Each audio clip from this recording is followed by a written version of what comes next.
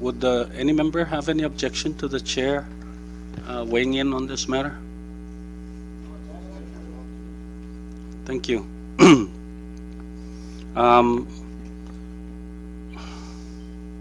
A lot of statements have been said already, but I remind you that Article 1 is whether the governor either instigated or assisted in the escape. Representative Tony Sablan has already answered the question of whether this was an escape. Let me read what the memorandum of agreement is between the federal government and the CNMI. Under what conditions can she be let out? Valid reasons. It says, pursuant to the MOA between the federal government and the CNMI, a federal detainee may be lawfully transported out of DOC under certain specific and strictly limited conditions. First, this detainee can only be released to federal law enforcement officers, not to DOC officers. Second, it allows local government to provide transportation and escort guard services for federal prisoners, one, to and from a medical facility for outpatient care, and for federal prisoners to be admitted to a medical facility. So that's the second one, not to provide medical care. Third, to and from the U.S. courthouse.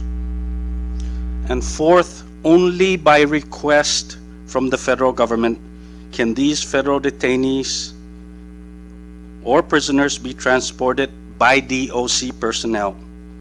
Now, and if they are allowed to do so, they can only be, they will have to be restrained in handcuffs, waist chains, and leg irons during transportation.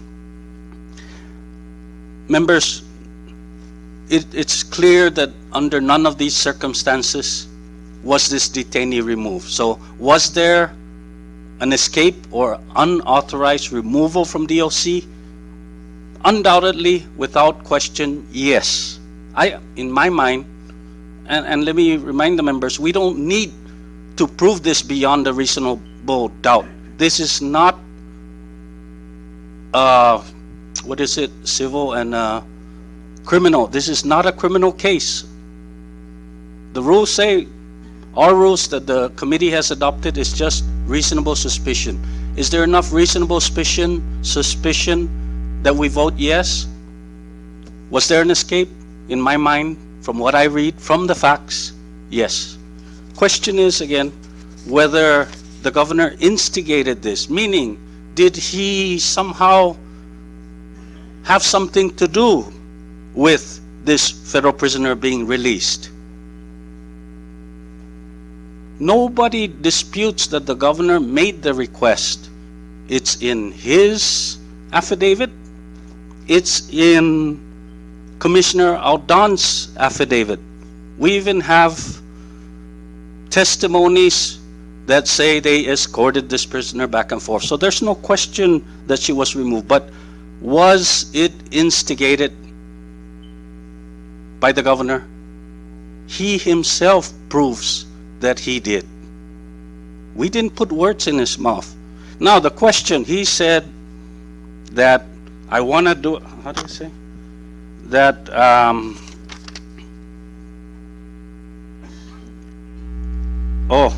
where I needed to address the extraordinary pain I was experiencing and also wanted to follow proper procedures before a detainee is released from custody, even if only temporarily.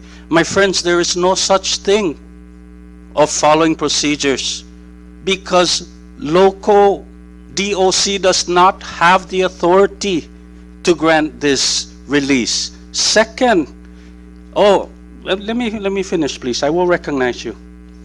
That I asked her to get in contact with the Attorney General. My friends, the Attorney General is not authorized to grant this authorization for the release. As a matter of fact, I believe that we even have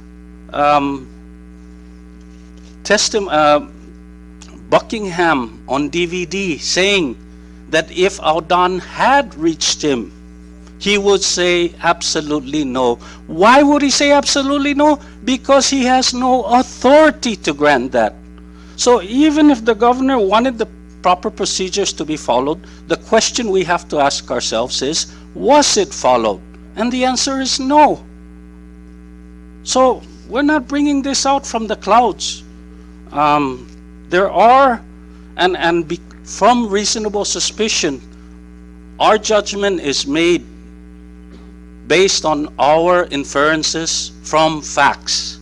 Facts I have just stated, facts other members have stated. Can we infer from those facts whether these allegations are true? The two things here was whether he instigated and whether there was an escape. And I think both have been answered clearly.